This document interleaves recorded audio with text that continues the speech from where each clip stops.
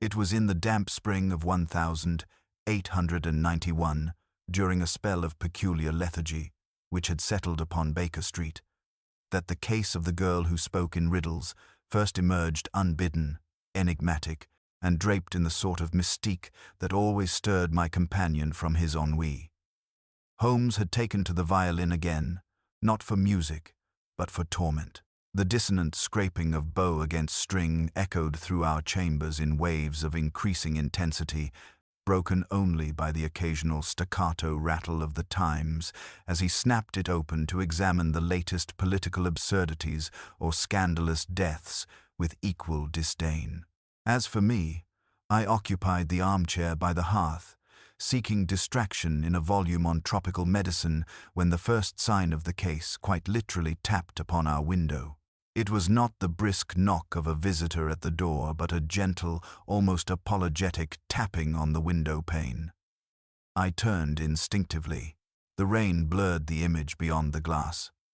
But a pale face loomed behind it, a girl no older than 20, soaked to the bone. Her expression caught between panic and awe. Holmes was on his feet before I could speak, flinging the window open with such suddenness that the girl stumbled forward and collapsed into the sitting room. "Mrs. Hudson," I called instinctively, rushing to lift the young woman, whose delicate form shivered like a leaf in a gale. Holmes, however, knelt beside her and studied her with a gaze as clinical as it was penetrating. "Not from London," he murmured, lifting a damp hem of her skirt. "Country cut. Cambridge, perhaps no, East Anglia. Fenland soil on the hem, barley pollen on the collar. And, Watson, do come closer."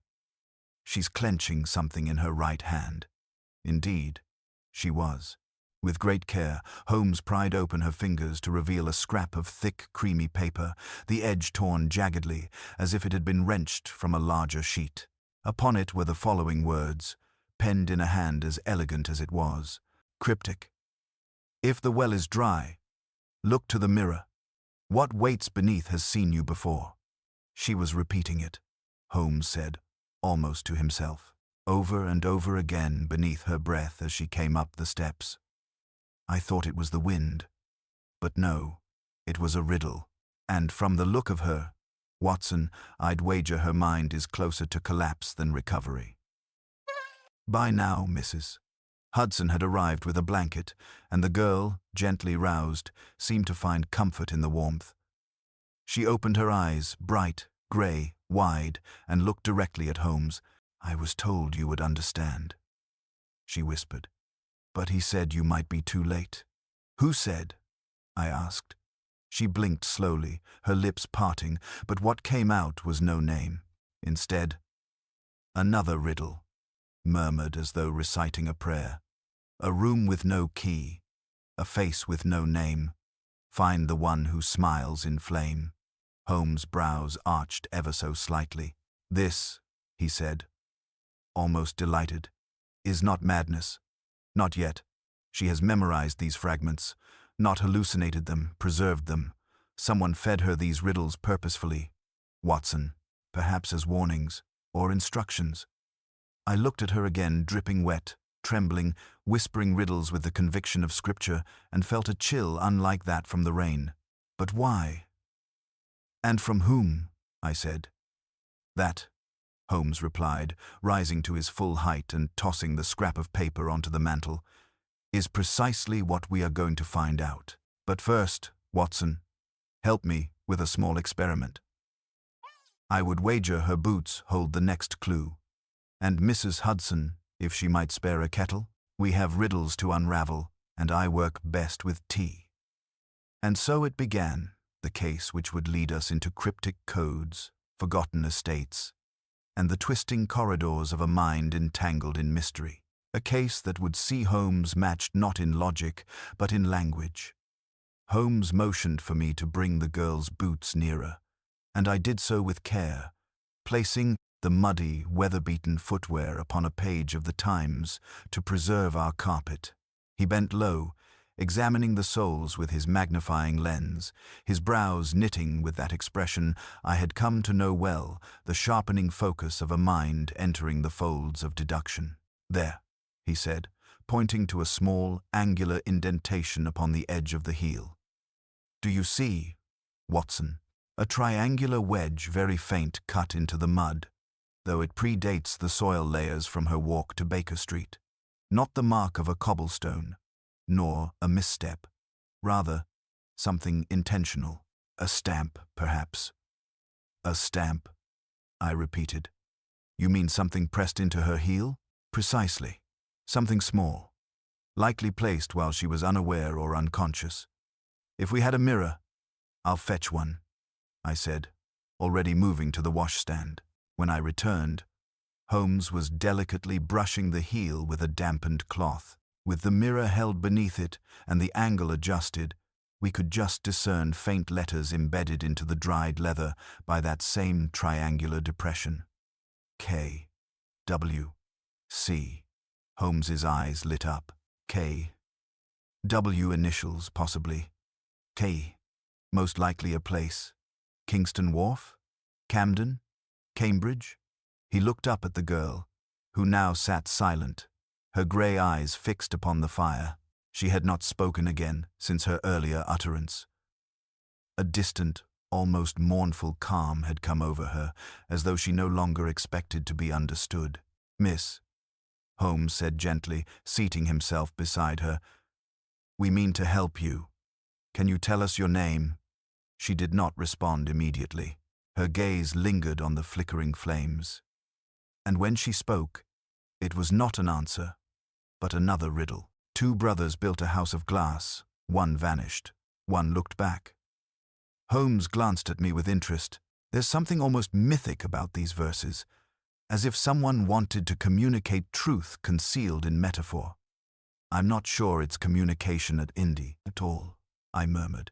"These might be fragments of a mind unraveling." "No, Watson," Holmes replied. "They are fragments of a design, and like all designs, they may be traced back to a single hand. The trick lies in recognizing the brushstroke." He turned again to the girl. "Miss, if you cannot give us your name, then tell us, did someone bring you to London?" A tremor passed across her lips. "He came in shadows, dressed in smoke." The clock struck 2, and no one spoke. Holmes rose suddenly and crossed the room, where he pulled down Berkeley's Directory of East Anglia. He flipped rapidly through the pages, scanning entries in Fenland towns until his finger landed upon something that made his lips curl slightly. Kenton Woodcroft, Crowsbury. A private estate, about 5 miles north of Ely. Note the initials, Watson, K. W. And Crowsbury, of course, begins with C. You believe that is where she came from? More than believe.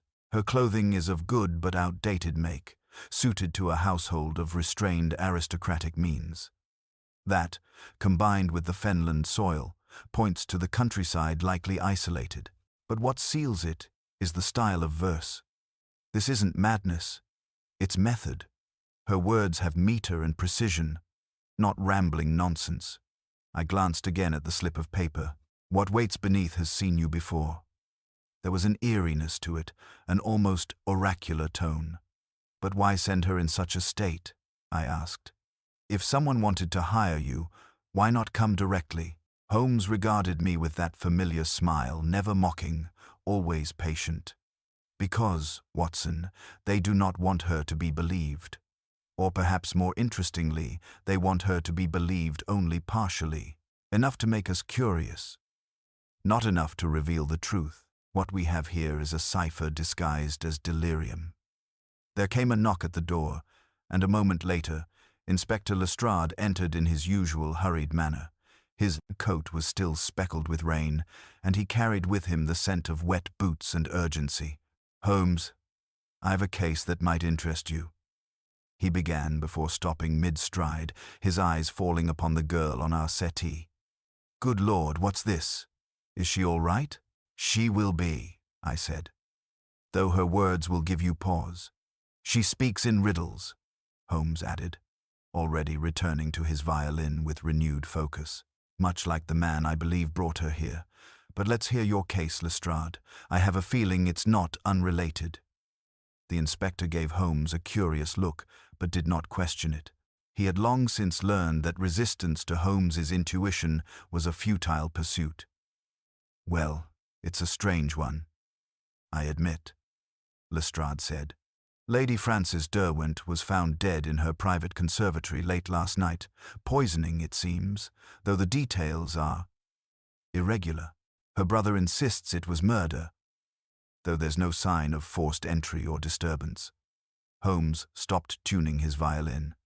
"Where?" "Cambridge. The estate is called— Wait, I have it here. Crowsbury Lodge." My eyes met Holmes's instantly.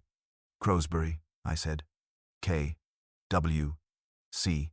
Lestrade looked bewildered. "What's that now?" Holmes rose with sharp, precise purpose. All languor vanished. "Lestrade, you will return to Scotland Yard and request all available records on the Woodcroft family and their connections to the Crowsbury estate. Meanwhile, Watson and I shall accompany this young lady under protection, of course back to Cambridge. There is a tapestry being woven here, and someone is hiding behind the threads." Lestrade grunted. "Always 2 steps ahead, eh, Holmes?" "Not 2 steps," Holmes said, pulling on his greatcoat, "merely in the direction of logic. Come, Watson, we have a house of riddles to examine, and time, I fear, is no longer on our side." The girl, now quiet, allowed herself to be wrapped in another blanket as Holmes helped her gently to her feet. As we descended the stairs of 221B Baker Street, the rain had ceased, but the wind carried the scent of something older than storm, something ancient, deliberate, and watching. And thus we set out toward Crowsbury, toward riddles and riddled men, and toward a death whose silence would soon be broken. The journey to Crowsbury unfolded beneath a slate-colored sky that threatened rain but never delivered it. The land stretched out before us, flat and brooding, interrupted only by thin black hedgerows and the occasional wind-bent tree. Holmes remained contemplative for the greater part of the trip. His long fingers pressed together beneath his chin, eyes half closed in thought. The girl, who still had not given a name, sat silently across from us, her face pale but composed, her gaze trained on the window as though reading meaning in every passing field and furrow. It was just past 4 in the afternoon when the carriage turned onto a long gravel drive, flanked by crumbling stone gateposts and a line of yew trees grown unruly in their age. The house itself appeared through the mist like something out of a fever dream, tall, narrow and symmetrical, with a glass-roofed conservatory affixed to one side like a watchful eye. Even at a distance, it radiated melancholy. We were met at the door by a man who, at first glance, seemed carved from the same material as the house, stiff, austere, and slightly mottled by time. He introduced himself in a clipped voice as Mr. Thaddeus Woodcroft, brother to the late Lady Frances, and, as we soon learned, the de facto master of Crowsbury Lodge since their father's death. "I was told to expect you," he said, looking not at Holmes but at the girl, who had hung back near the carriage. "Though I cannot say I understand why she is with you. I had her removed for her own protection." Holmes smiled without warmth. "And yet she found her way to Baker Street, a journey of considerable length and complexity, in the midst of a storm. That alone should raise questions." Thaddeus's jaw tightened. "She's a servant, or was. A companion, perhaps, though my sister insisted on calling her a muse. Frances was fond of theatrical affectations.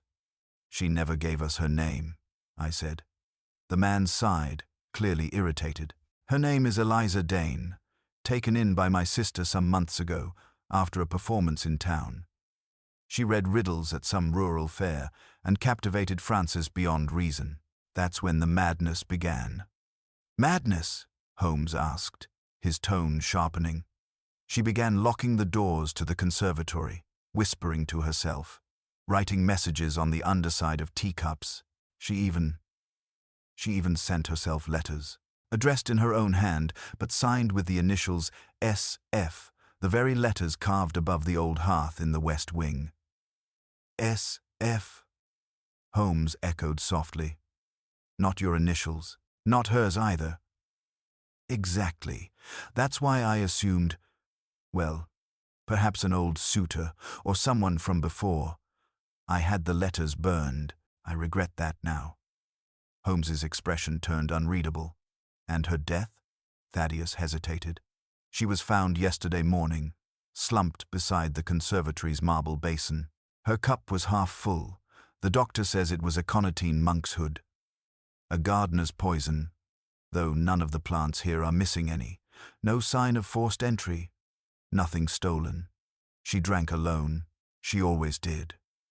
Eliza had remained on the drive until Holmes called to her gently. She walked with halting steps toward the door, and though her expression remained impassive, I saw her knuckles whiten around the edges of her shawl as we stepped into the house.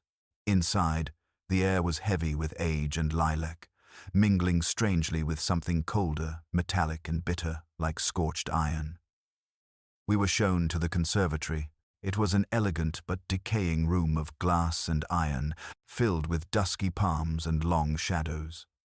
Near the center stood the marble basin, a wide, shallow vessel, dry now, but stained faintly with residue. Beside it, a single teacup remained, untouched. Holmes went immediately to it, lifting it delicately by the handle and holding it to the light. No visible traces of residue. Watson, perhaps you'd care to examine it when we return to London? Of course, I said, taking mental note of its clean lines, its delicate glazing. Unusual for poison to leave no physical trace. He turned then to the floor, eyes narrowing as he crouched low. With a handkerchief, he touched a corner of the Persian rug near the basin and brought it to his nose. Soap, he murmured. Lie. Someone scrubbed this floor and recently. Thaddeus frowned. The maid was instructed to clean the room after the body was removed. Holmes stood slowly. And the maid, is she available to speak with us? I'm afraid she left this morning. In quite a state. Claimed to have seen Lady Frances after her death walking past the conservatory window at midnight. Holmes gave a quiet laugh. So we are dealing not only with riddles, but with ghosts. He turned to Eliza. Miss Dane, or shall I say, Miss Riddles' singer, what do you remember of the night Lady Frances died? She looked at the basin, then at the windows above, where the last light of day filtered in through dust-streaked panes. She was waiting, she said at last, her voice thin and firm. She said the mirror was ready. Holmes's gaze sharpened. Mirror? What mirror? In her study. She'd placed one on the ceiling above the fireplace. She called it the Watcher, said it would show her who was real and who was wearing masks. We followed Eliza to the west wing, a colder, more abandoned part of the house. The walls were lined with books no one had touched in decades, and the doors creaked as if in protest. The study was dark, with long velvet curtains drawn against the evening. Holmes moved quickly, lighting the lamp and pulling back the drapes. Above the fireplace, just as she'd said, was a great oval mirror fixed to the ceiling with brass hooks and heavy chain. Holmes stood beneath it and looked up for a long moment. It's convex, he said, wide-angled, a mirror designed not for vanity, but for surveillance. She could see the entire room without moving. He turned to the desk, rifling through drawers until he found a black leather folio. Inside were pages of strange verse, torn from a larger volume, each line in Lady Frances's hand. One stood out scribbled hastily in the margin, separate from the others. When he enters, dressed in fire, do not speak, do not conspire. Leave the door upon the latch, or Riddle dies without the match. Holmes read it twice, then looked to Eliza. Did she ever mention a man who came in fire? Eliza hesitated. Then, in the stillness, she murmured, only once. She said he wore no face, only smoke, that he brought matches but never lit a flame. Holmes closed the folio. Then we must find him. And quickly. The wind rattled the windows above us then, and for a brief second I thought I saw movement in the mirror. Not a trick of reflection, but something behind it. Holmes stared at it, unmoving, the flickering lamplight reflected in his eyes. "Watson," he said quietly, "someone has been watching this house long before the poison was poured. We've stepped into a game already in progress. And if I'm not mistaken, the next riddle will be written in ash." We left the study in silence, with Eliza between us, and I could not shake the feeling that every shadow we passed was holding its breath. Holmes remained contemplative as we made our way back down the dim corridor from the west wing, Eliza's light footsteps padding behind us like a shadow that dared not break the hush. The folio he carried Lady Frances's riddles and writings was clutched tightly in his gloved hand, protected from the draught and dust as if it were some sacred relic. The hour had grown late, and the house, with its long, echoing halls and breathless stillness, began to take on the air of a tomb. We returned to the drawing room where a fire had been lit in our absence. Thaddeus had taken to the corner armchair and was reading, or pretending to read, a volume of Cicero. He looked up at us with no pretense of curiosity. "You've seen the study, then?" he asked. "Yes," Holmes replied, "and more importantly, we've seen the mirror." Thaddeus raised an eyebrow. "My sister's little eccentricity." Holmes set the folio gently on the side table. "Not so little, I think. Tell me, Mr. Woodcroft, was there anyone your sister feared?" Thaddeus hesitated, just for a heartbeat, and then gave a dismissive wave. "Francis saw ghosts in shadows and murder in the call of every owl. Ever since the incident with our father," Holmes's gaze sharpened.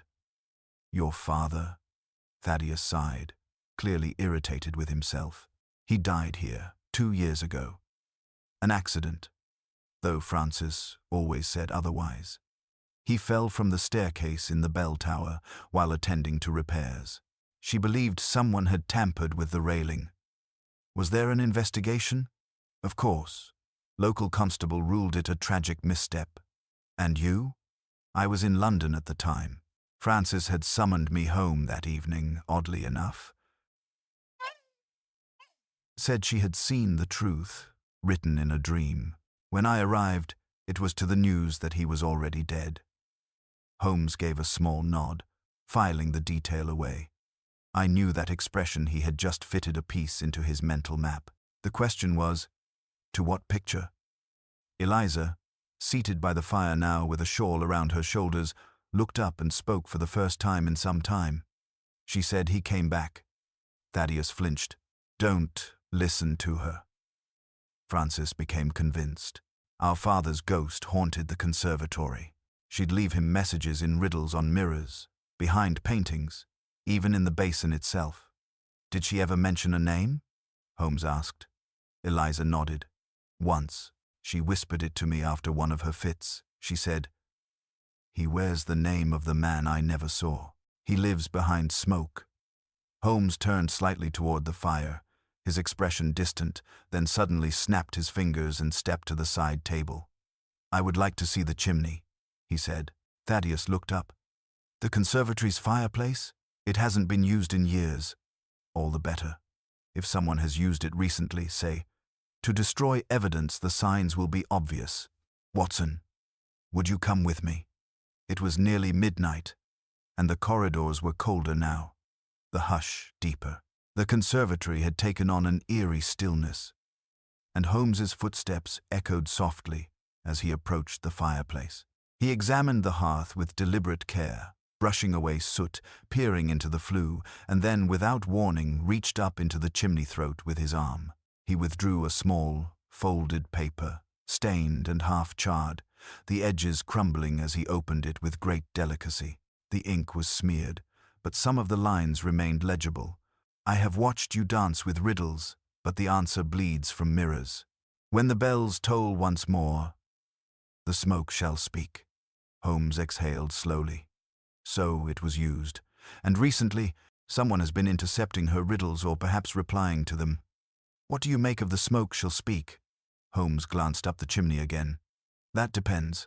How far is the bell tower?" "Just across the east garden," I said. Near the chapel ruins. He nodded. Then that's where we go next. The grounds were sodden but passable, and we crossed them with lanterns in hand. The bell tower stood stark against the moonlit sky, ivy curling like claws around its crumbling stone. The old wooden door yielded with a groan, and we stepped inside, greeted by the heavy scent of damp timber and the rustle of disturbed birds above. The staircase spiraled upward precariously, and Holmes ascended with surprising speed. I followed more cautiously, the boards groaning beneath each step. At the top, beneath the great brass bell, Holmes examined the railing. "There," he said, pointing to the baluster post. "It's been replaced. See the difference in wood grain?" I crouched beside it. "Newer," just as Thaddeus said after the father's fall. Holmes turned slowly in place, sweeping his lantern along the stonework. "Notice anything peculiar?" he asked. The wall near the bell was etched, faint lines scratched into the stone, forming a crude diagram. At first, it looked like some childish drawing. Circles, arrows, a series of slanted lines, but as Holmes held the lantern closer, I saw it clearly a map. "To the study," Holmes whispered. "Look at the lines, stairs, passage, fireplace. And there, what appears to be Watson. This may be a hidden access point. You believe someone used it to spy on her?" Holmes didn't answer directly. He moved to the trapdoor above the belfry and shoved it open. Cold air rushed down from the night, carrying with it a faint smell, burnt paper, and, unmistakably, paraffin. We climbed onto the roof cautiously.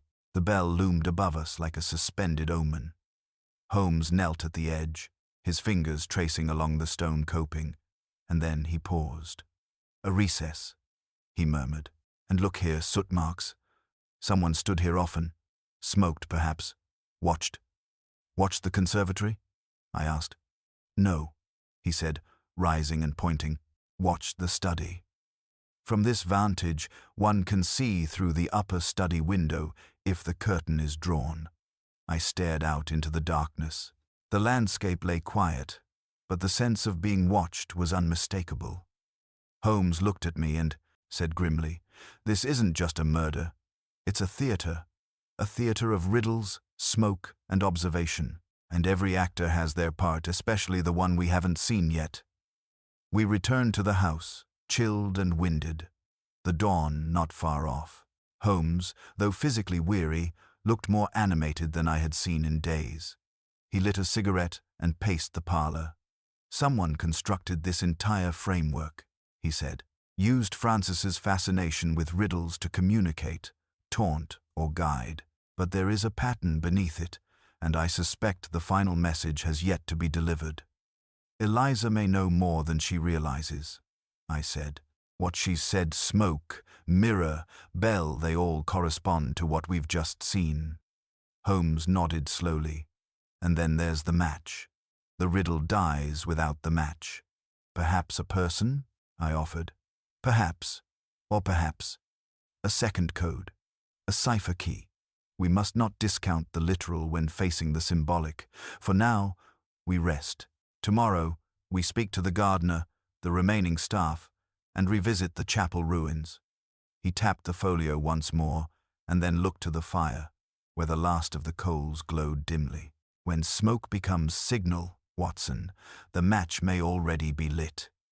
We rose with the grey light of dawn filtering through the drapes of our rooms at Crowsbury Lodge, the air heavy with that peculiar stillness that always seems to precede the unravelling of a great puzzle. Holmes had slept little, if at all. I found him seated at the small writing desk, the folio of Lady Francis's riddles spread before him, a half-burned candle still guttering in its holder. He looked up, and though his features bore the faint pallor of exhaustion, his eyes were sharp, alert, almost feverishly so. "I've restructured the verses," he said without preamble, gesturing toward the pages. "Chronologically, as best I can. There's a rhythm to them, a sequence that follows the progression of her thoughts. Here, listen." He pointed to one passage. "Smoke without flame, face without name. In glass he watches, yet leaves no frame. And then, a later verse, the bell rang twice, though none did pull, my mirror knows my mind is full. She was tracking something, Holmes continued, not merely hallucinating. She believed herself observed and attempted to record it without triggering her observer's suspicion. The riddles are encoded warnings, not madness strategy. Just then, a knock sounded at the door, and Eliza entered, her face drawn and pale but composed. "He was in the garden," she whispered. "I saw him from the east corridor, a tall man, wearing a coat like shadows. I think he knew I saw him." Holmes stood instantly, already pulling on his coat. "Watson, fetch your revolver." We followed Eliza's direction and exited into the morning mist, boots crunching over gravel and damp earth as we crossed the lawn. The eastern gardens bordered the ruined chapel, an ancient stone shell now reduced to a skeleton of arches and ivy-choked walls. There, amid the vines and cracked flagstones, Holmes bent and examined the soil. "Fresh," he murmured. "The weight of a man, judging by the depth. Long stride, too." He moved quickly, but not in panic. "And here, Watson, do you see?" I crouched beside him and noticed it at once. A single, half-smoked match lying atop the stone ledge of a broken wall. Holmes retrieved it with tweezers from his pocket, examining its charred tip. "Eliza," he said, turning to her. "Describe him again." He was tall. His face was obscured. I think he wore a scarf pulled high and a cap. But there was something odd about the way he moved. He didn't flinch when I spotted him. It was as if he wanted to be seen.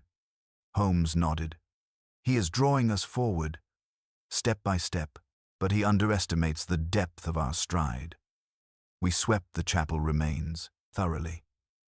And though we found no further sign of the man, Holmes paused near the altar, where a faded stone plaque bore a half-effaced inscription. He ran his gloved fingers across it, in memory of Sarah Foyle, 1832, 1869. He glanced at me. "SF. The same initials from the hearth," I said. "Indeed.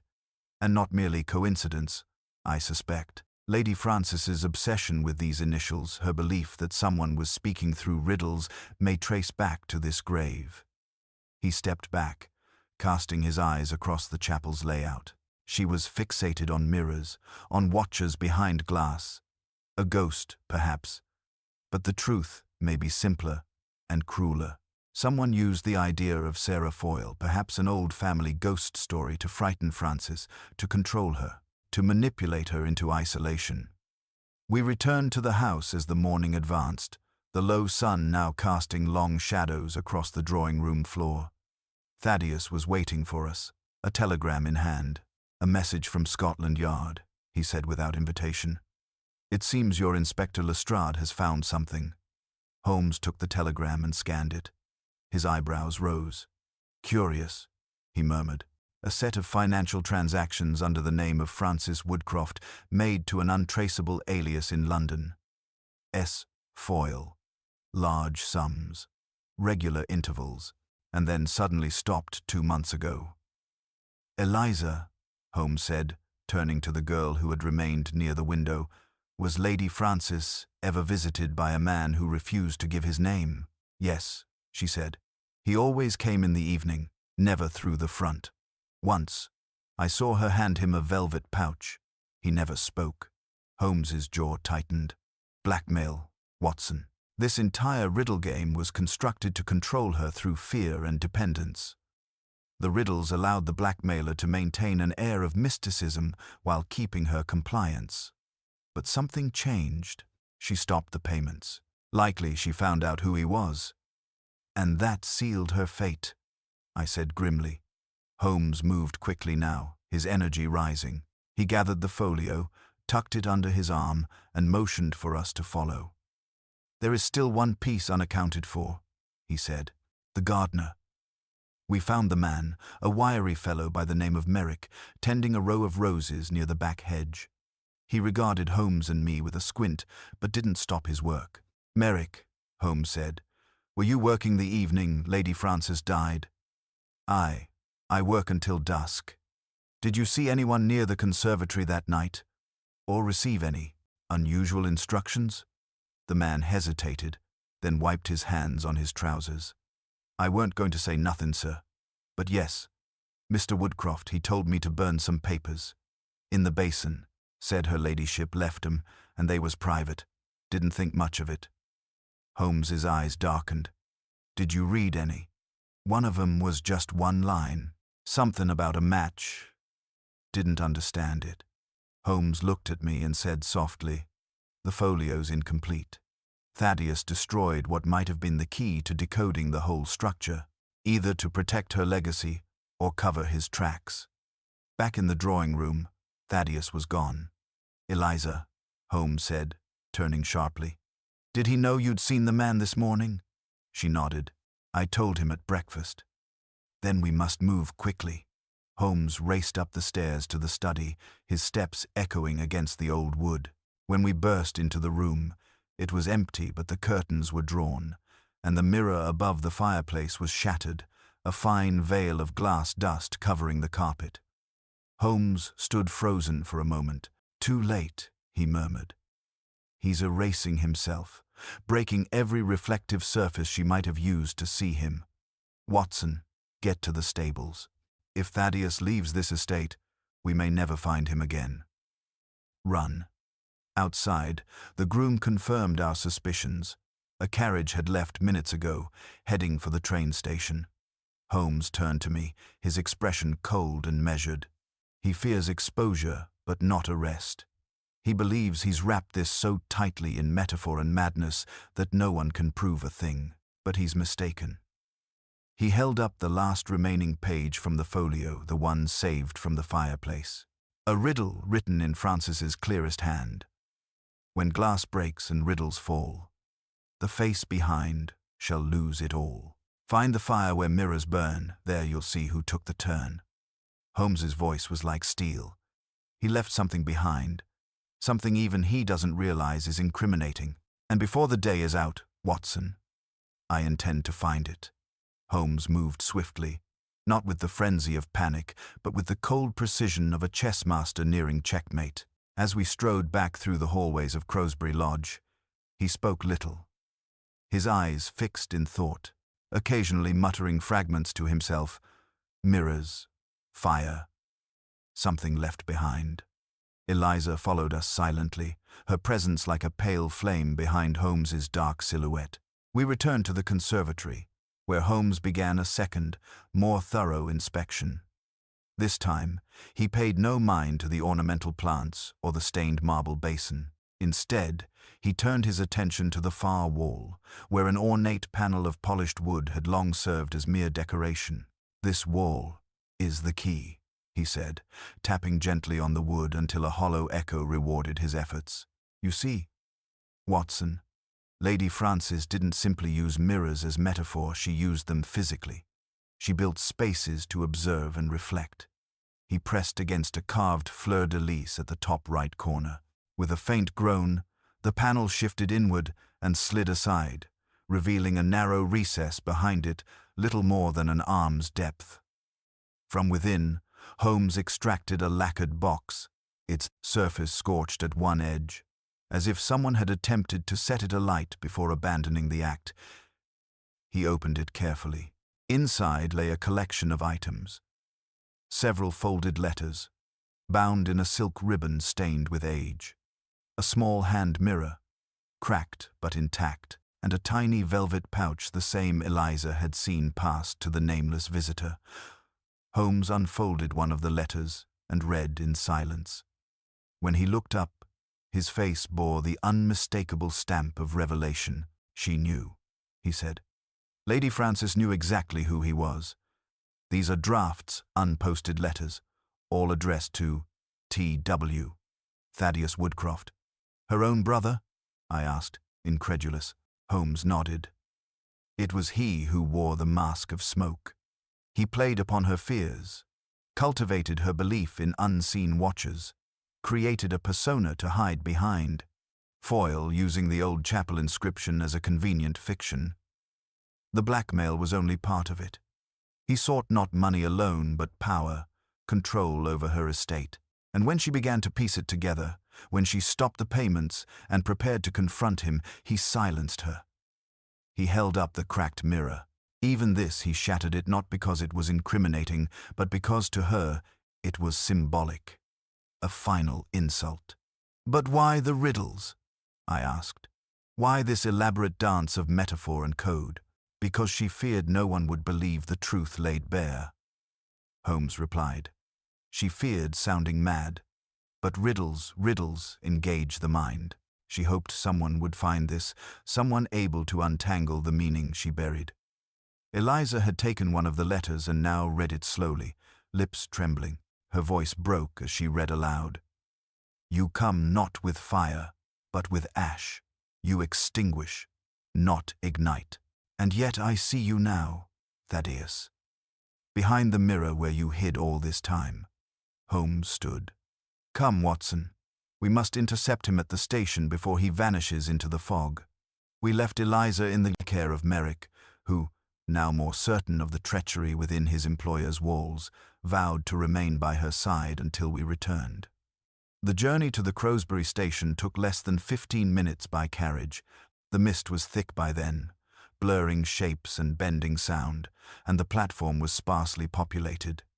Holmes stepped onto the platform just as the 9:15 to London was pulling in. He scanned the figures quickly, then pointed. "There!" A man in a black coat and bowler hat stood near the far end, glancing behind him, half obscured by steam from the engine. Holmes was upon him in moments. "Going somewhere, Mr. Woodcroft?" Holmes said coldly. Thaddeus turned, his face a picture of disdain. "You have no authority to stop me." "No," Holmes agreed.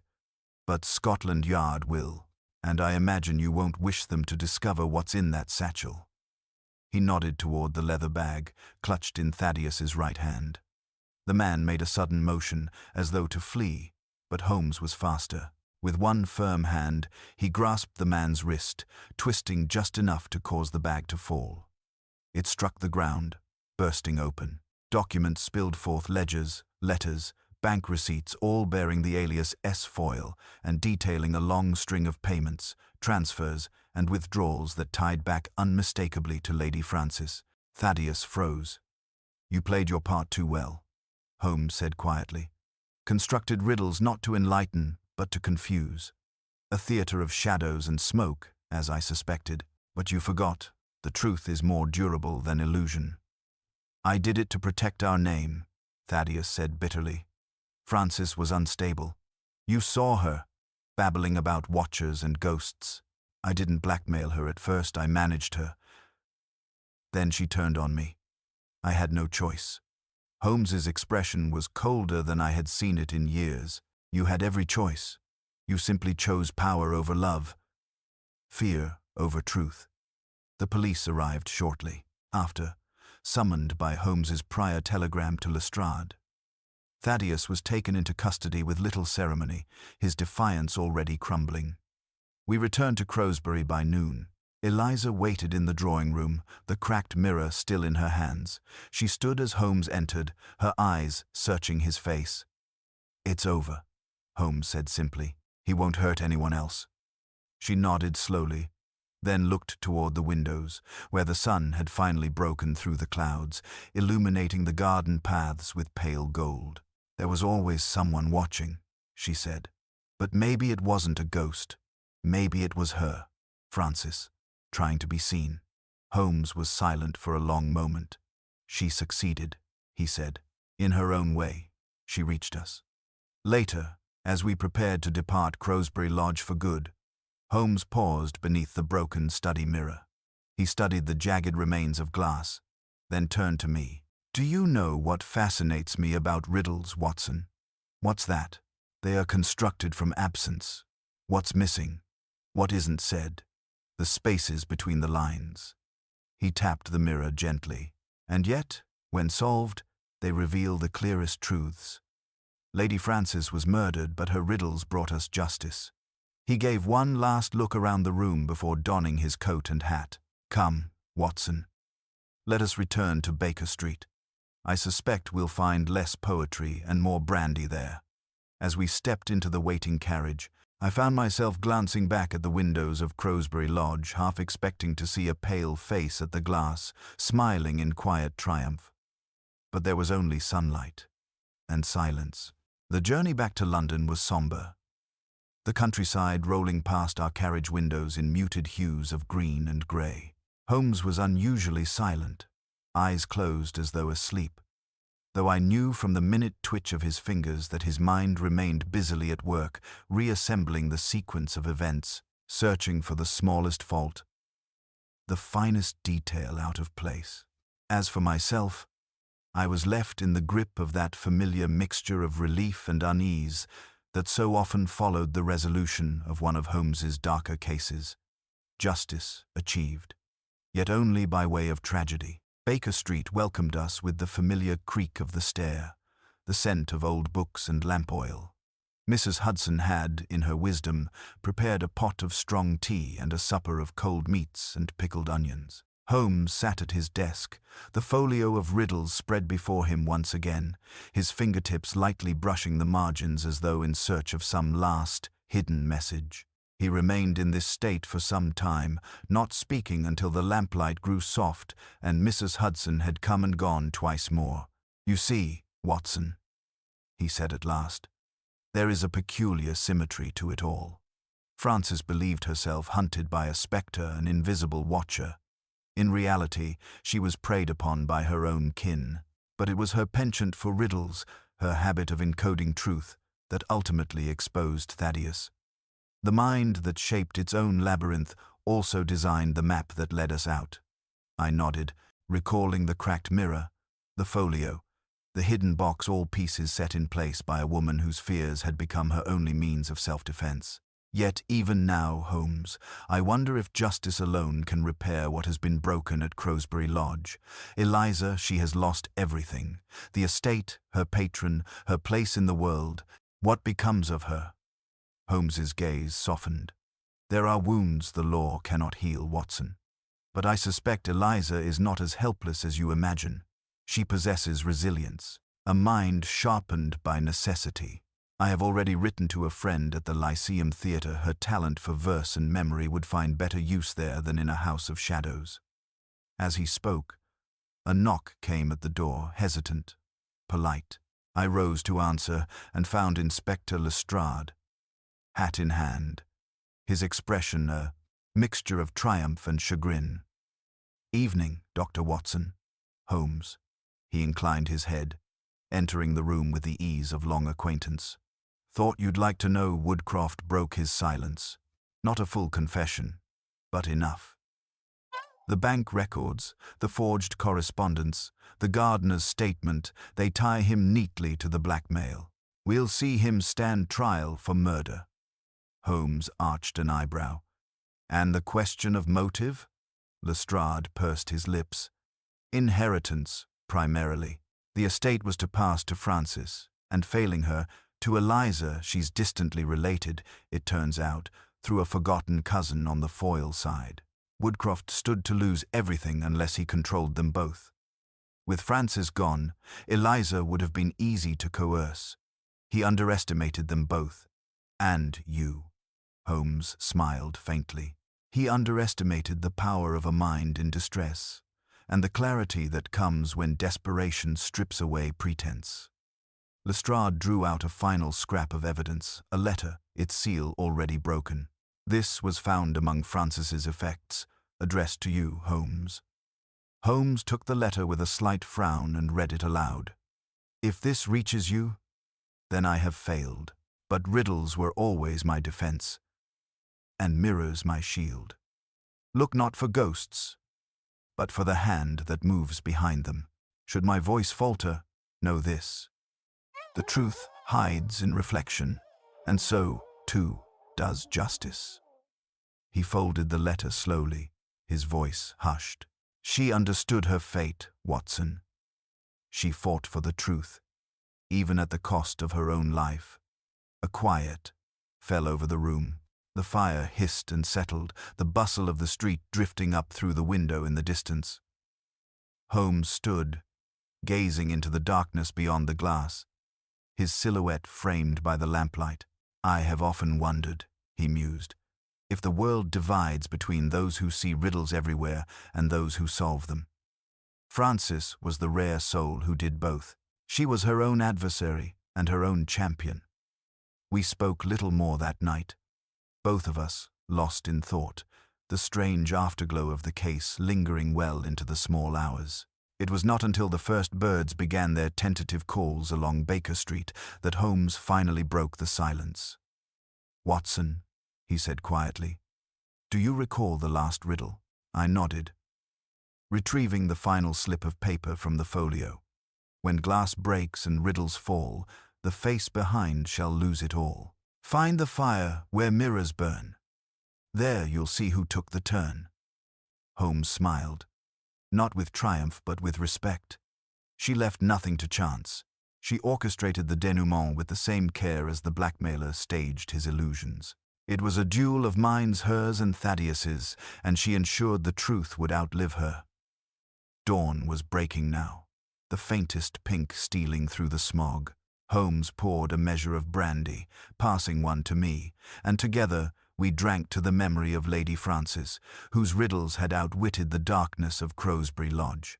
At last, Holmes leaned back in his chair, eyes already drifting toward the untidy pile of unanswered correspondence at his elbow. "Come, Watson," he said, "let us turn the page. London will not run short of mysteries, nor, I think, of those who speak in riddles." The case was closed, but its echo remained, lingering among the dust motes and gaslight, a silent tribute to the power of truth concealed and of riddles solved. The days that followed our return to Baker Street were quietly restless, marked by a peculiar sense of emptiness, a familiar malaise that so often accompanied the aftermath of Holmes's most intricate cases. It was as if the very walls of our rooms retained an echo of the riddles and shadows that had consumed our attention for so long. The silence, now as laden as the air after a thunderstorm. I busied myself with a backlog of medical correspondence. Yet my mind wandered ceaselessly to Crowsbury Lodge, to Eliza's uncertain fate, and to Lady Frances, whose peculiar strength had shaped the whole tragic drama. Holmes, though outwardly returned to his routines, was not himself. He declined invitations from Scotland Yard and refused several cases brought by anxious clients. For hours he sat at the window, smoking in silence, the folio of riddles never far from reach. One morning, after a particularly long vigil, he broke his stillness to address me. "You perceive, Watson, that what most troubles me about the Woodcroft affair is not what we discovered, but what remains unresolved.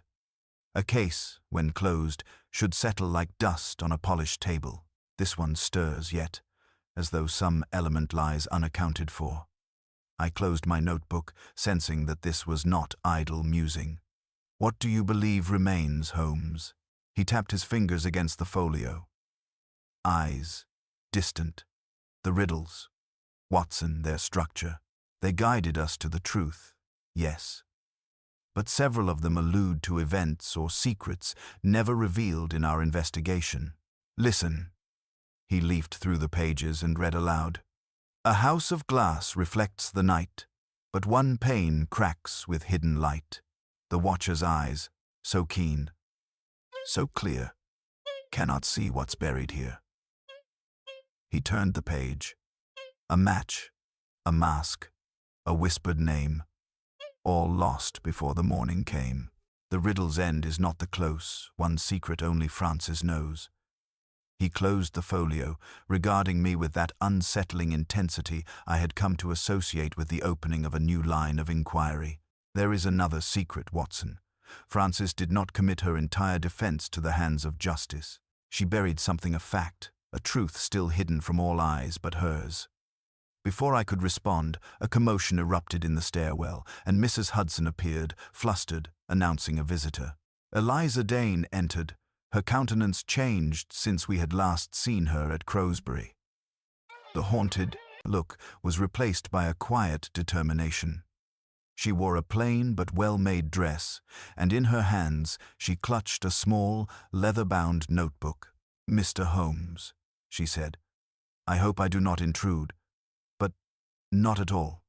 Miss Dane, please, come in," Holmes said, indicating the chair by the fire. She sat, smoothing her skirts with trembling hands. "I wish to thank you both. The authorities have been kind. The estate is complicated, but I am to inherit, as Lady Frances intended. But that is not why I came." She held out the notebook. "This was left for me, hidden beneath a loose board in the study, behind the fireplace. It is her diary, Frances's. She addressed it to me, and to you, Mr. Holmes." Holmes took the book reverently, his fingers moving across the cover as if deciphering a code. He opened to the first page. There, in Lady Frances's elegant script, was written, "To the one who finds this, if you have solved my riddles, you have done more than I dared hope. But if you would truly understand, seek the truth not in glass or shadow, but in the past. The fire that started all this burns beneath Crowsbury still. There are bones no one has seen." Holmes looked up, meeting Eliza's steady gaze. "Do you know what she meant?" Eliza shook her head. "Only that Frances always feared the past more than any living soul." Holmes closed the diary and stood abruptly. "Watson, pack your bag. We are returning to Crowsbury at once. The case is not yet done." The journey was a blur of haste, our carriage racing northward, the countryside smeared by rain on the windows. As we drew near, the fields around Crowsbury seemed somehow changed. The yew trees more stooped, the air heavier, as if the land itself anticipated a final reckoning. Upon arrival, we were greeted by Merrick, the loyal gardener, who explained that the house had stood quiet. Holmes, with a single-minded energy, led us at once to the study. There, he dropped to his knees and probed beneath the hearth with a knife, prying at the loose boards until one shifted, revealing a hidden compartment below. Inside, amid dust and ancient cobwebs, lay a rusted tin box. Holmes lifted it free and, with Eliza's consent, forced the brittle lock. Within were a handful of yellowed documents, a locket containing a lock of hair, and a single sheet of paper on which was scrawled a confession. "I, Edward Woodcroft, admit that in the spring of 1888, I struck Sarah Foyle in anger. She fell her head upon the hearthstone. I hid her in the chapel crypt. Frances saw. I made her promise silence. I feared the shame more than the gallows. Forgive me, Frances. Forgive me, Sarah." The room was silent, save for the sound of the wind outside and the faint, shuddering breath of Eliza. Holmes read the note a second time, then looked to the locket. Inside, a single faded photograph, a young woman, bright-eyed and familiar, bore the inscription S.F. Eliza pressed her hand to her mouth. All those years. Frances bore the secret for her father. It destroyed her, didn't it? Holmes spoke softly. "It did. The watcher in the mirror, the riddles, the haunted air of the house, she carried a burden not of her own making. Her father's crime was the rot beneath it all. With the truth unearthed at last, the spell that had gripped Crowsbury was broken. The authorities were summoned. The crypt beneath the chapel revealed the remains, confirming the confession. Lady Frances's riddles, it seemed, had done more than solve her own murder. They had delivered justice for a crime long forgotten. That night, as Holmes and I sat with Eliza by the hearth, a new peace seemed to settle upon the old house. The shadows no longer trembled with secrets. Frances's riddles had led, at last, to the truth she so desperately wished to see revealed not just for herself, but for the restless spirit she could never name. As the fire burned low and Eliza drifted into a quiet sleep, Holmes regarded the cracked mirror above the mantel. "It is as I said, Watson. The power of a riddle is not in the answer, but in the persistence of the question." He smiled, not with pride, but with a profound, quiet sorrow. And in the stillness of that room, it seemed to me that, for the first time in many years, the house at Crowsbury Lodge was finally at rest. Holmes lingered in the study long after Eliza had retired for the night, his silhouette stark against the faint glow of the dying fire. I watched him from my place in the old armchair, unwilling to disturb the deep current of his thoughts. Crowsbury Lodge, so recently the stage for dread and deception, now seemed to hold its breath, as if unsure how to exist without its riddles and ghosts. For a long time, Holmes said nothing. He turned over the tin box and the locket again and again in his hands, as though their contents might change if only he looked closely enough. I sensed the rare burden of empathy upon his features, mingled with the profound satisfaction that only a fully solved mystery seemed to provide. Eventually, he spoke softly, so as not to wake Eliza or rouse the uneasy spirits that had been laid to rest. "Watson, there is a peculiar kind of loneliness that settles over a house emptied of secrets. The air becomes clearer, yet there is something mournful in its clarity." I nodded, for I too felt it, a solemnity that often followed such cases, a recognition that beneath every solved puzzle lay the remnants of real suffering and loss.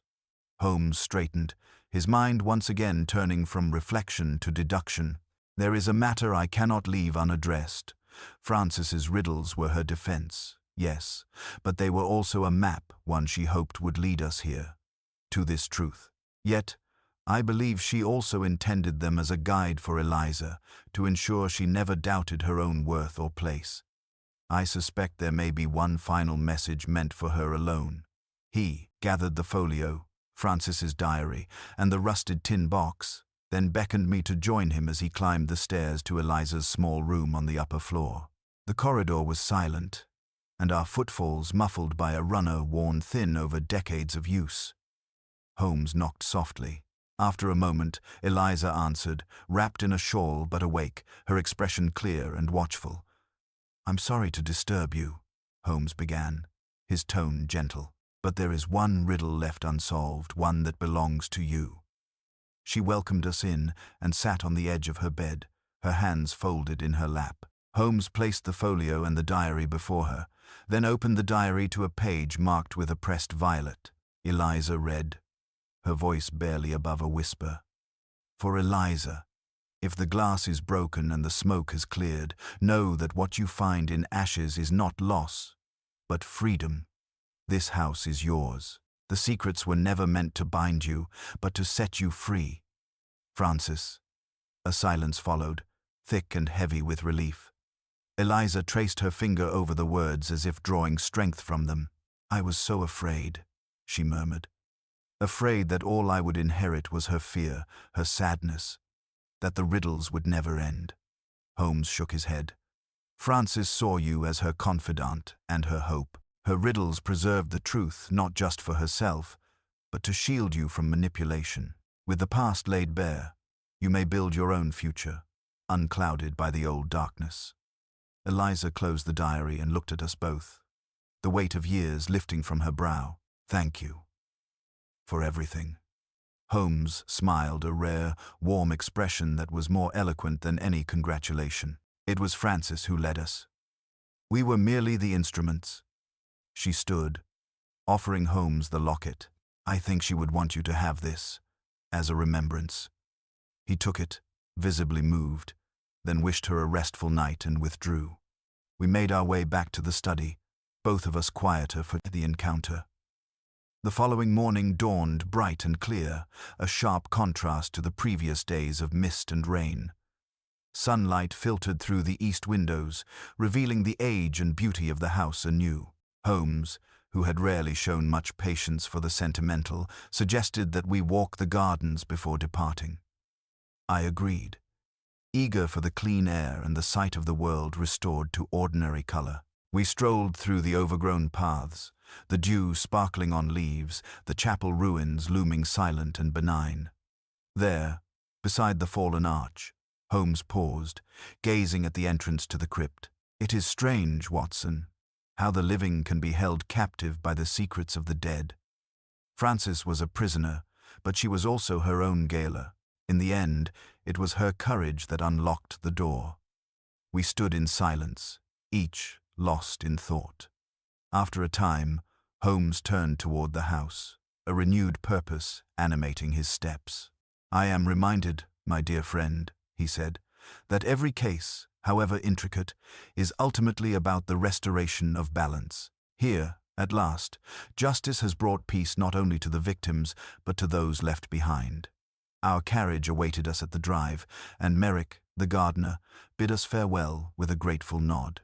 As we departed, I looked back at the lodge, now basking in the morning sun, its windows reflecting the world without distortion or disguise. The house no longer seemed haunted, but full of possibility. The journey to London passed in a reflective quiet. Holmes's mood lightened as the city's familiar outlines appeared.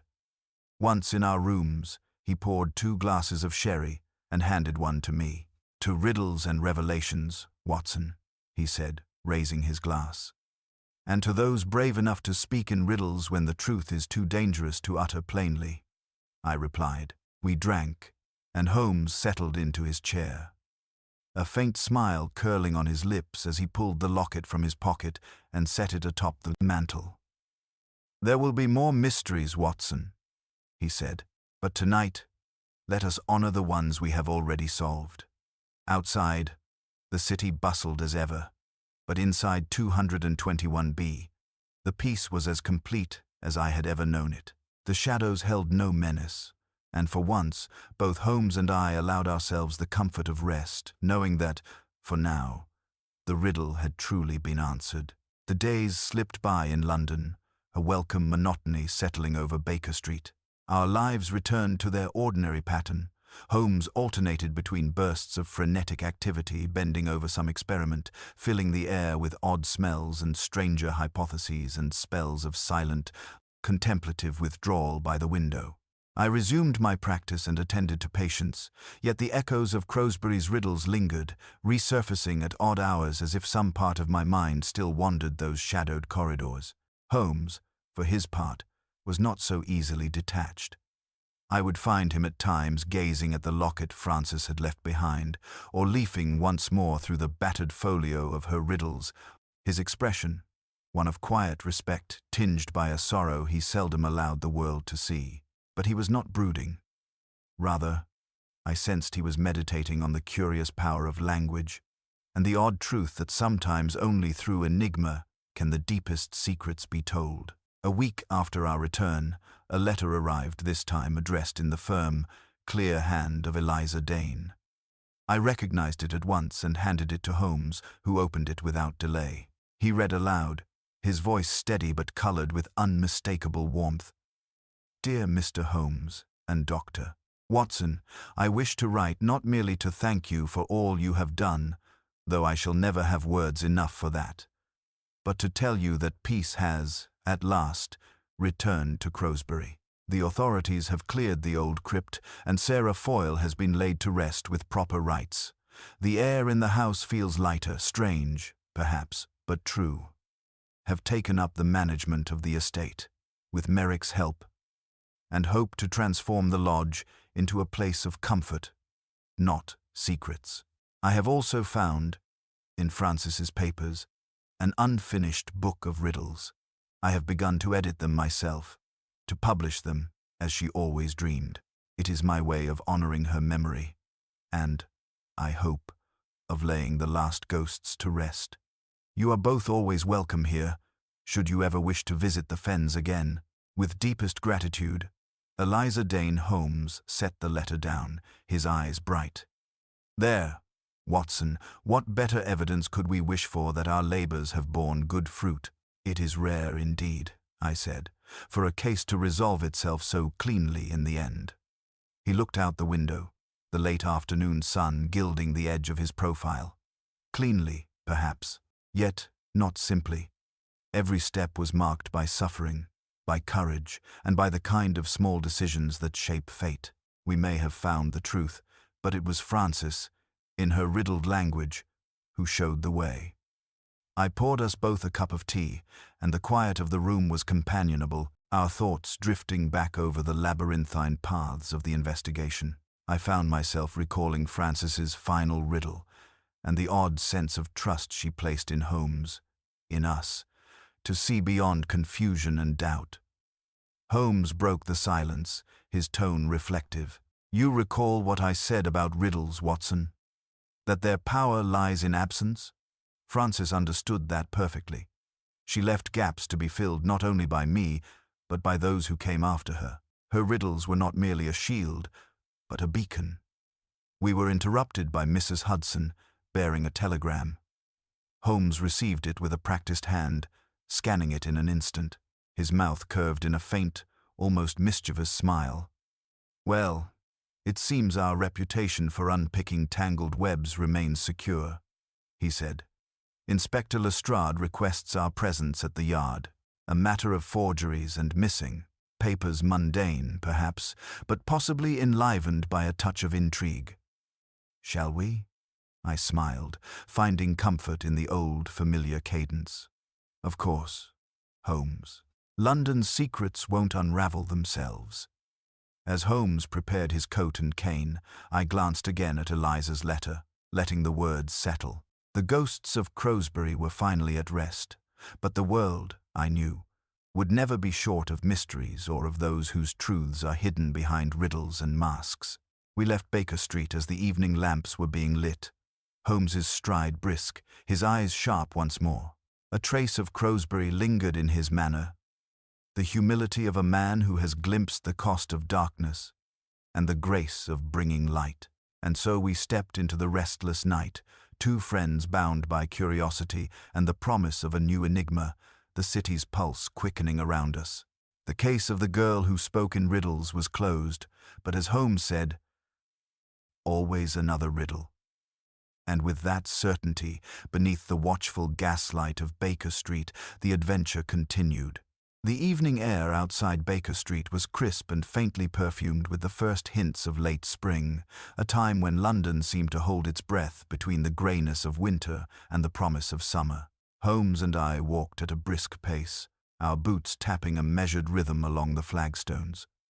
Though the shadows stretched long across the cobbled streets, I detected a new lightness in my companion's step, as though the burdens of the Crowsbury case had been quietly exchanged for the tantalizing possibility of a new challenge. Holmes said little as we made our way toward Scotland Yard, his keen eyes scanning the cityscape. The familiar landmarks passed in silent procession.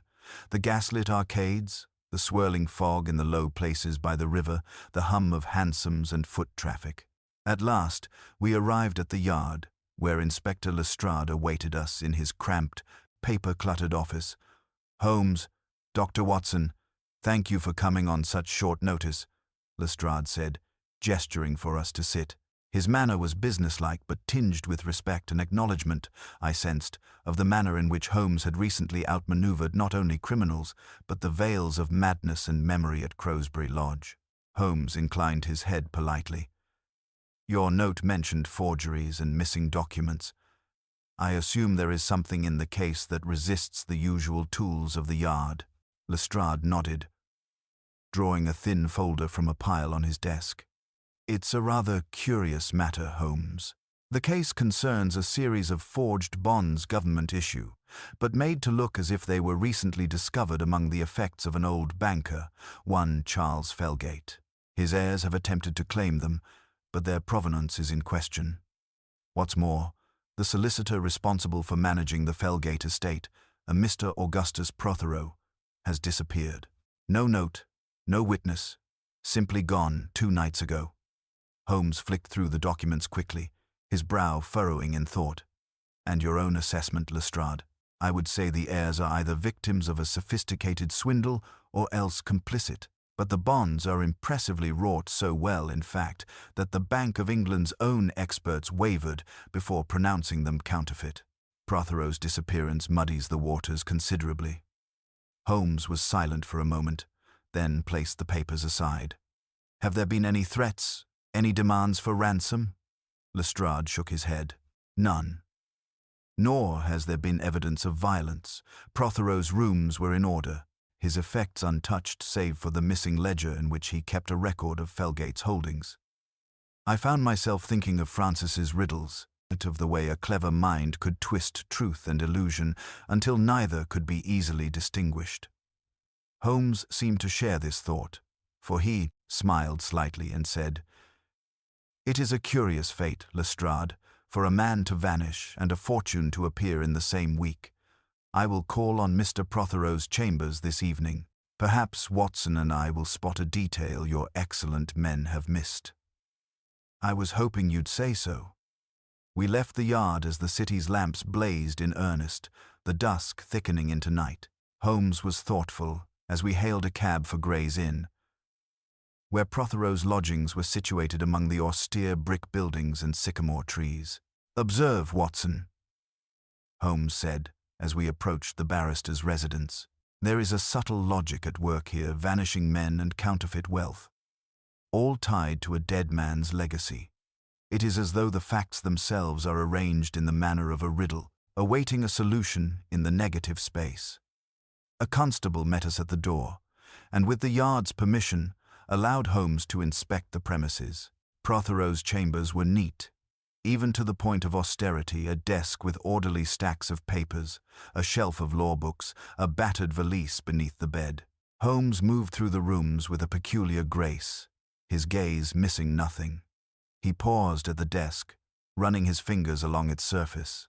"Note, Watson, the dust is undisturbed except here, by the inkwell. Someone replaced a pen recently. And see this scrapings on the floor by the hearth. Someone dragged something heavy, but there is no matching mark on the rug." He bent, examining the skirting. With a sudden motion, he pressed at a panel beneath the windowsill. It gave way with a faint click, revealing a hidden recess. Holmes reached in and retrieved a slim, leather-bound volume. "The missing ledger," he announced, leafing through the pages, "filled with the late Mr. Felgate's accounts, and here, at the back, a cipher of some sort." As Holmes studied the markings, a flicker of excitement danced in his eyes. "It appears, Watson, that Prothero left us a final puzzle. Note the code, a series of numerals and letters, possibly an index or an anagram. The logic is familiar mathematical, yet with a touch of poetry." He pocketed the ledger and rose, scanning the room one last time. "There is nothing more to be gleaned here tonight. We must return to Baker Street and put our minds to this cipher." Back in our rooms, Holmes wasted no time. He set the ledger before him and drew out pencil and notepaper. "The pattern here is reminiscent of Francis's riddles, Watson. Look, each number corresponds to a letter, and the groupings suggest a message concealed within the ledger's accounts." We worked late into the night, piecing together fragments, testing theories. At last, Holmes straightened, satisfaction in his tone. "It is, as I suspected. The cipher spells out a warning. The bonds are false. Seek the black ledger. The forger wears the banker's face." He looked up, his expression sharpened by the thrill of pursuit. "Tomorrow, Watson, we shall call on the Felgate heirs. I fancy this case is more than the sum of its parts. There is a riddle here, and as with all riddles, the answer is hidden in plain sight." As the first light crept over the rooftops of London, Holmes prepared his plans for the day ahead. The shadows of Crowsbury at last, replaced by the bright promise of a new and worthy challenge.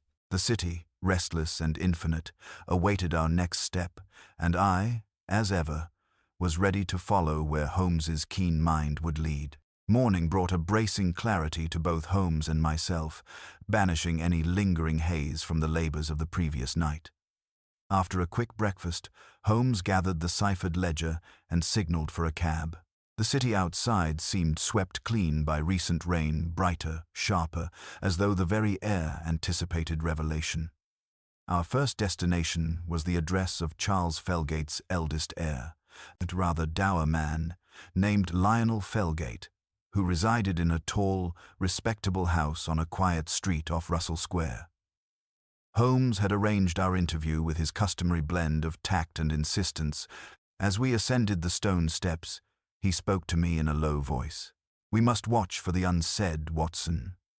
If Prothero's warning holds, the forger has a stake here and may well be closer than the family knows. Lionel Felgate greeted us stiffly. His appearance as meticulous as his surroundings, every surface in the parlor gleamed, and the ticking of a clock seemed to dictate the rhythm of our visit. Holmes introduced us as acting for the Yard, and Lionel's demeanor turned guarded. "I assume this concerns the bonds," he said, lips tightening. "I can only repeat what I have told the police. I know nothing of their origin." "They were found among father's things." Holmes nodded politely. "A perplexing situation. I wonder, might we examine the boxes in which the bonds were discovered? Sometimes a detail overlooked proves critical." Lionel hesitated, but pride won out over suspicion. He led us to a rear room where two battered trunks stood open amid stacks of ledgers and yellowed correspondence. Holmes crouched and examined the lock of the nearest trunk, running a fingertip inside the rim. He straightened, eyes keen. "You had these in storage for some years?" Lionel nodded. "Since my father's death. Only recently did I sort through them." Holmes withdrew a scrap of paper wedged in the hinge, a torn envelope, its wax seal barely legible. "Watson, look here. Prothero, Gray's Inn," addressed in a shaky hand, but dated some 6 months after Charles Felgate's death. Lionel frowned. "That's impossible. Prothero handled father's affairs, but no one in the family had cause to write him after the estate was settled."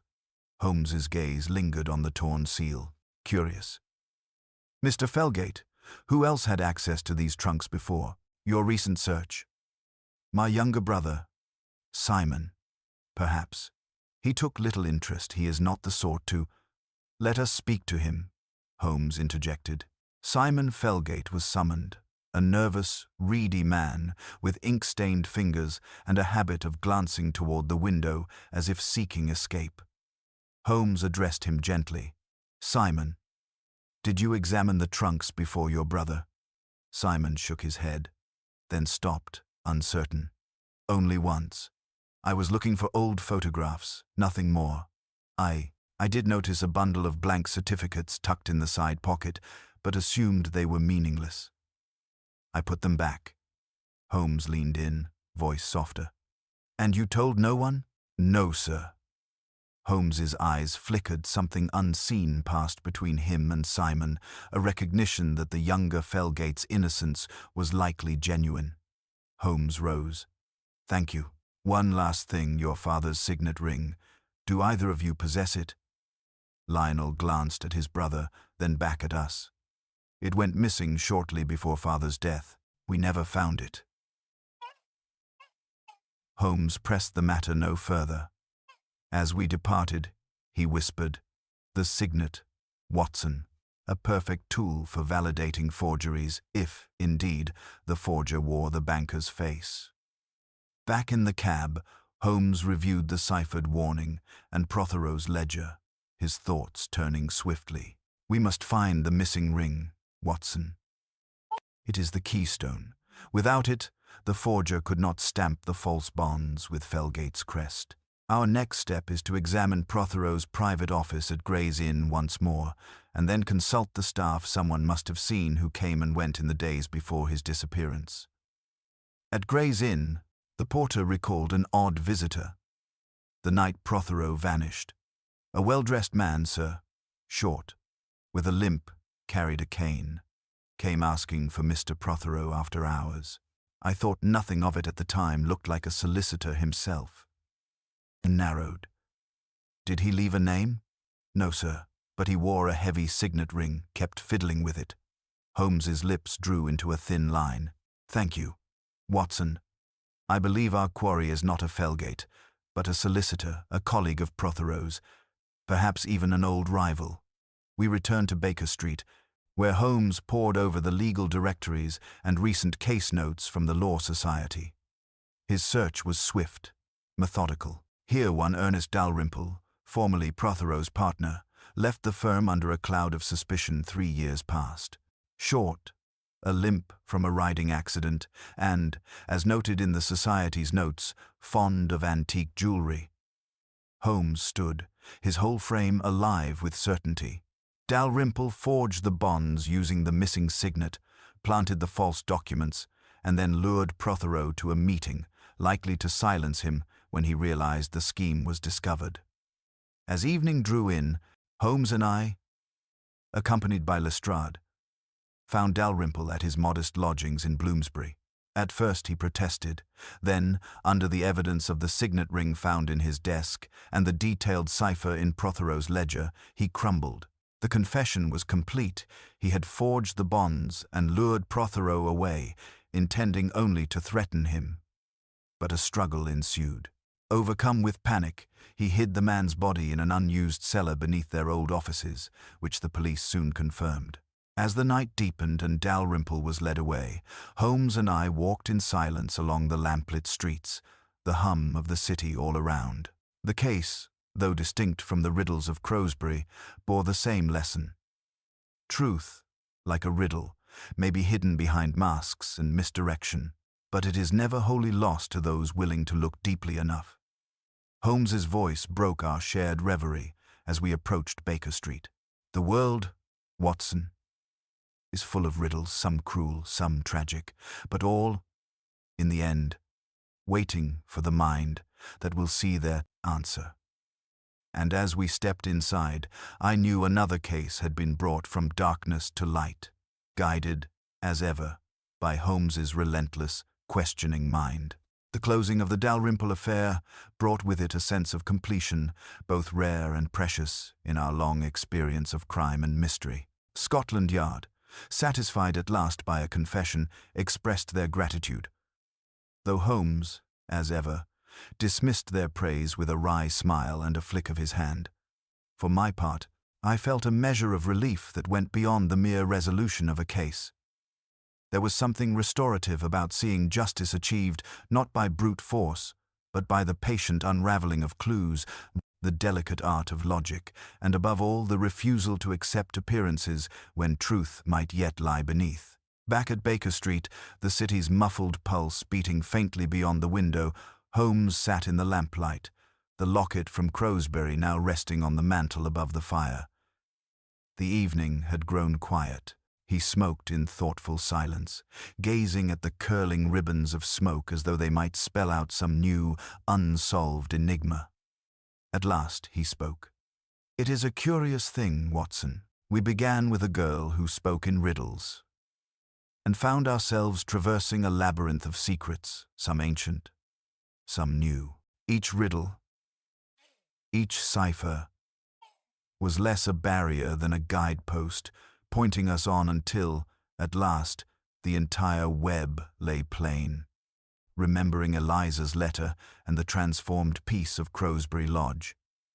It is rare, Holmes, that a story so filled with darkness should end in light. Frances's riddles brought justice not only for herself, but for Sarah Foyle and for Eliza as well. Even in death, she protected those she cared for. Holmes's expression softened, his keen eyes losing some of their habitual sharpness. She was a remarkable mind. Watson, perhaps one of the few I would have liked to meet. Mind to mind. Her riddles were not mere defenses. They were gifts, warnings for those who would harm, and beacons for those who would help. The case of the forged bonds, too, had resolved itself in the light of the same principle, that the past cannot be kept hidden forever, and that even the cleverest mask will eventually crack. I reflected, as I often did, on Holmes's unique genius. His capacity not simply to see, but to understand. Not just to gather facts, but to grasp the hidden pattern that gave them meaning. That evening, as the fire burned low and the clocks struck midnight, Holmes rose and, almost ceremoniously, placed Frances's cracked mirror and her folio of riddles beside the locket on the mantel. It was his quiet act of tribute, a gesture of respect for a mind as subtle and courageous as any he had encountered. As we sat together in the hush of Baker Street, Holmes turned to me with one last thought. "You see, Watson, in the end all true mysteries are not about villains and victims, but about the struggle for clarity amidst confusion. The greatest riddles are those that teach us something of ourselves and of the world we inhabit." The silence that followed was full, not empty. The sort of silence that accompanies the end of a great symphony. In that moment, I understood that Holmes was right. The real victory was not merely in unmasking the culprit, but in honoring the persistence of those who, in the face of fear and doubt, dared to speak in riddles until the world was ready to listen. A gentle rain began to fall outside, and I thought of the country house at Crowsbury, no longer haunted but at peace, of Eliza, finding her future at last, and of all the other souls, hidden in the shadows of London, whose stories, riddles, tragedies, or triumphs might yet await the mind, willing to see through to their truth. Holmes reached for his violin, and as the first tentative notes drifted through the room, I knew that another page had turned, another mystery finished, another lesson learned.